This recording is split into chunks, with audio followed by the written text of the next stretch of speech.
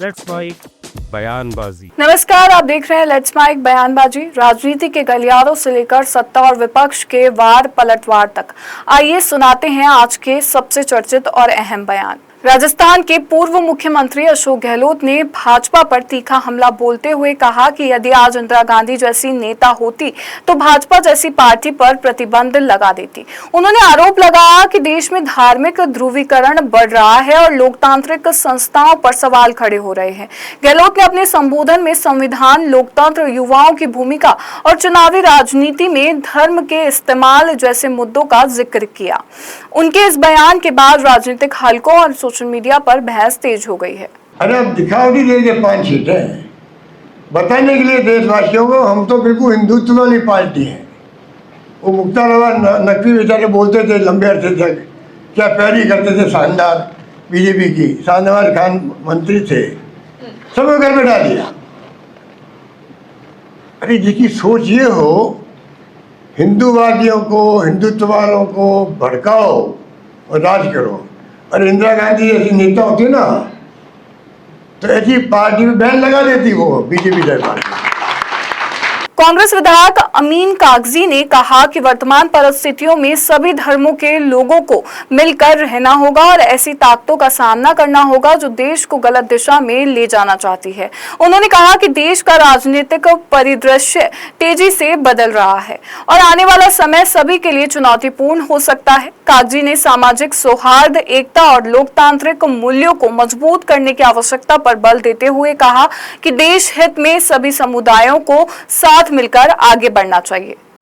और एक ही बात कहना चाहूँगा कि हम सबको आज का जिस तरीके का एटमॉस्फेयर है, वातावरण है, सभी मजहब धर्म के लोगों को साथ रहकर एक ऐसी ताकत का मुकाबला करना पड़ रहा है कि वो देश को अंग्रेज़ों से भी ज़्यादा बुरी हालत में पहुंचाना चाहते हैं।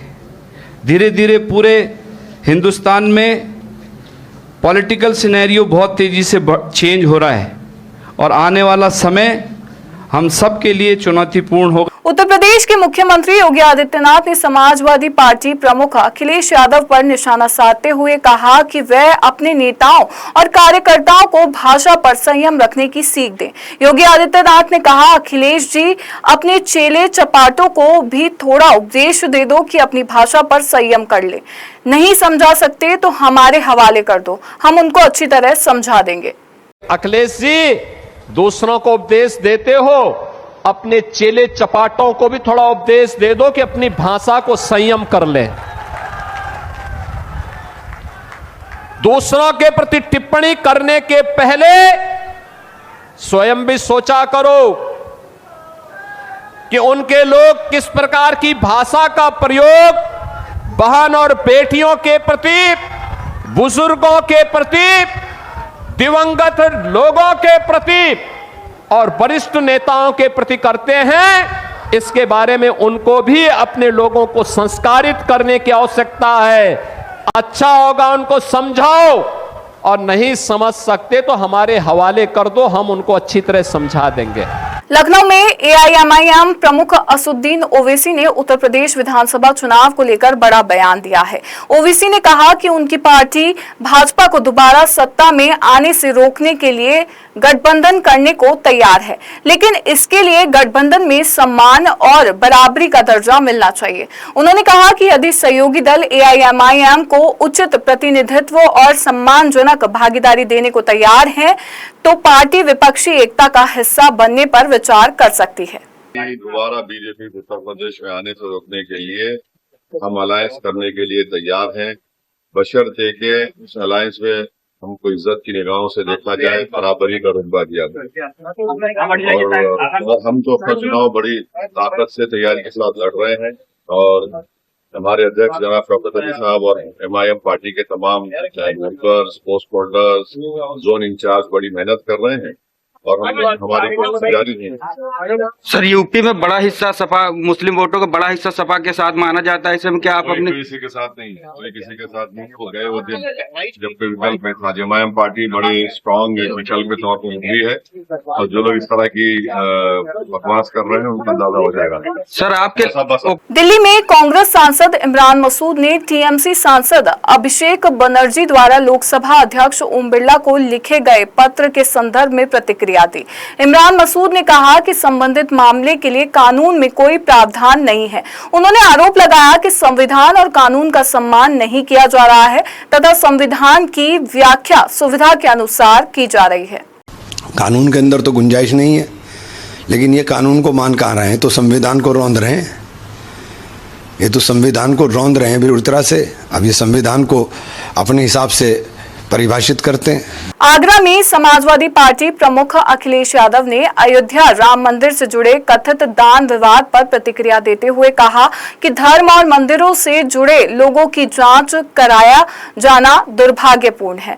अखिलेश यादव ने कहा कि यदि भगवान राम को छुड़ावे से जुड़ा कोई विवाद है तो उसे सार्वजनिक बहस का विषय बनाने के बजाय आपसी बातचीत से सुलझाया जाना चाहिए। उन्होंने कहा कि इस तरह के मामलों को लेकर विवाद खड़ा होना सनातन धर्म का अपमान है। अब आप देखिए, चढ़ावे की चोरी के बाद कितना दुर्भाग्य है कि हमारे धर्म के और मंदिर के लोगों की जांच पता है कौन करेगा? अधिकारी। तो हमारे धर्म में को आगे बढ़ाने वालों की जांच अधिकारी करेंगे। इससे बड़ा दुर्भाग्य और क्या हो सकता है सनातन धर्म के लिए? कि बताइए, प्रभु श्री राम मर्यादा पुरुषोत्तम राम के चढ़ावे में अगर कोई बात हुई है तो कैमरा बंद करके आपस में बातचीत कर ली और कैमरा बंद करके आंखें बंद करके जो चढ़ावा चोरी हुआ वो माफ कर, भगवान प्रभु श्री राम माफ कर। लेकिन तो अधिकारी जांच करेंगे हमारे भगवान के पुजारियों। ये सनातन धर्म का अपमान है। ये सनातन धर्म का अपमान है कि बताओ हमारे साधु संतों इतनी पवित्र और प्रतिष्ठित जगह की जांच अधिकारी करेंगे। ये सनातन धर्म पर चलने वाले कोई स्वीकार नहीं कर सकते। वहां कैमरे बंद कर दो, लाइट बंद कर लो, प्रभु श्री राम के सामने अपने आप कोई चढ़ावा फिलक जाए। फिरोजाबाद में समाजवादी पार्टी के वरिष्ठ नेता और सांसद रामगोपाल यादव ने टीएमसी के बागी सांसदों के एनसीपीआई में विलय की घोषणा पर तीखी प्रतिक्रिया देते हुए कहा कि जिन नेताओं को ममता बनर्जी ने राजनीतिक पहचान दिलाई, विधानसभा और लोकसभा तक पहुंचाया तथा मंत्री बनाया, वहीं अब पार्टी छोड़कर चले गए हैं। उन्होंने कहा कि ऐसे नेताओं के जाने से टीएमसी पर कोई असर नहीं पड़ेगा और ममता बनर्जी की पार्टी मजबूत बनी रहेगी। ऐसा है, जिन लोगों को कूड़ेदान से निकाल कर ममता ने विधानसभा लोकसभा में भेजा और मंत्री बनाया, वे धोखा दे के चले गए। चले जाने दो, ममता की तो पार्टी रहेगी। ये है कि इनका कोई ठिकाना कहीं नहीं होगा। जिस तरह से भारतीय जनता पार्टी लगातार अपने देश में कैंपेन चला रही है, ऐसा है पार्टी उनको खत्म करने की, ऐसा है वो क्षेत्रीय पार्टी नहीं खत्म कर रही, वो देश के संविधान को खत्म कर रही है, देश को विखंडित करने का काम कर रही है, किसी न किसी से विभाजन वाली बातें करके। सिर्फ विभाजनकारी पार्टी है बीजेपी और कुछ नहीं। टीएमसी के बागी सांसद अरूप चक्रवर्ती ने पार्टी में जारी विवाद के बीच दावा किया कि आने वाले समय में टीएमसी के और नेता उनके साथ जुड़ सकते हैं।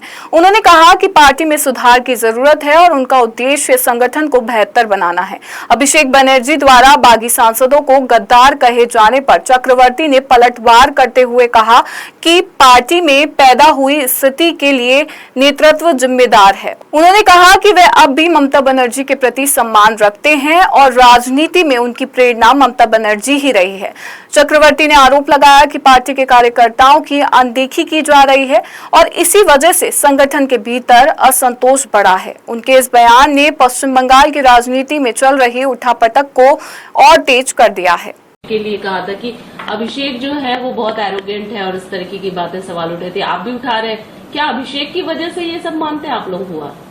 हम उतना नहीं बोल पाएगा, हम ही बोल सकेगा जो लोग चलाया इतना पार्टी वही लोग रिस्पॉन्सिबल है इसके लिए।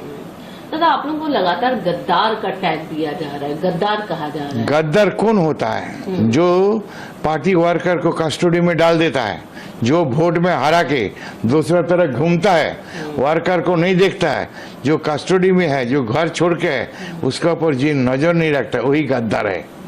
जो अपना गद्दार बोलता है ना, उसको बोलो अपना शीशा में मुंह देखे गद्दार कौन है। अटैक भी हुआ आप पर? हम लोग तो सर सीट में मार ही देता था। ये देखे ना गोली का दाग। अच्छा। ये देखो लेफ्ट गोली भी चला है? गोली चला, एक गोली लगाया, नहीं फटा, बच गया।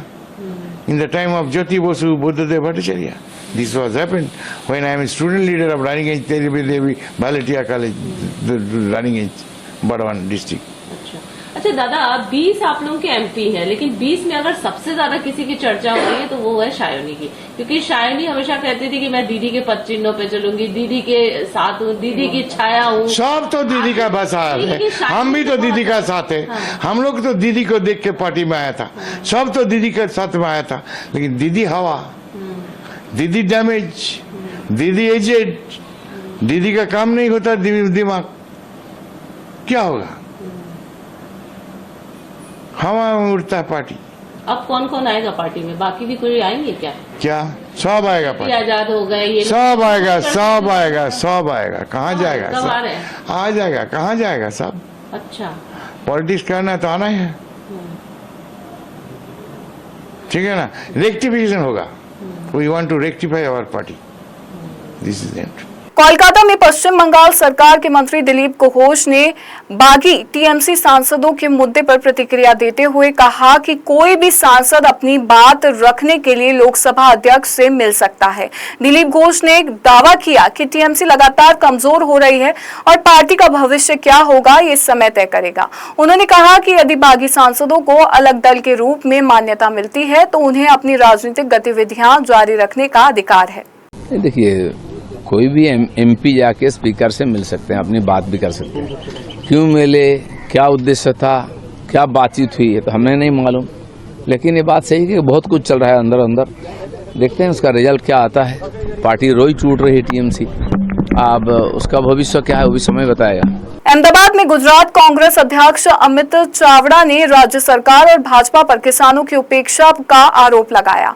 उन्होंने कहा कि किसानों को उनकी मांगों को लेकर दबाव और परेशानियों का सामना करना पड़ रहा है और प्रशासनिक तंत्र का इस्तेमाल कर किसानों को डराने और उनकी आवाज दबाने की कोशिश की जा रही है।